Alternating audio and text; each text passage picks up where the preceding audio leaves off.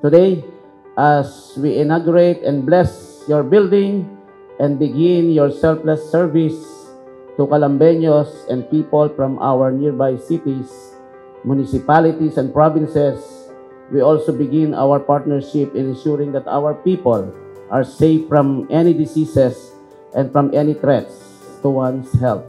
And I'm sure that the new AMC Doctors Medical Center will create its own mark in terms of providing good and quality medical services.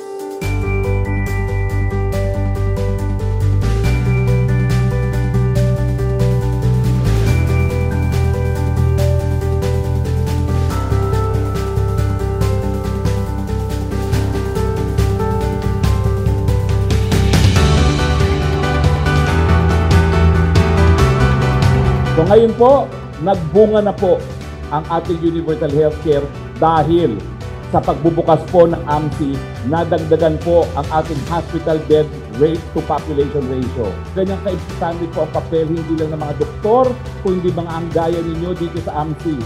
Hindi lang po kayo dapat maging mga doktor, kayo rin po ang dapat gumawa ng mga hospital dahil on a national basis, ang 0.71 po, yan ang pinakamataas sa buong reyon sa Pilipinas at dito lang po yan sa Region 4A. Dahil po sa inyo, makakamit na rin natin maibigay yung karapatang kalusugan sa pagbibigay po ng sapat na hospital bed sa ating populasyon.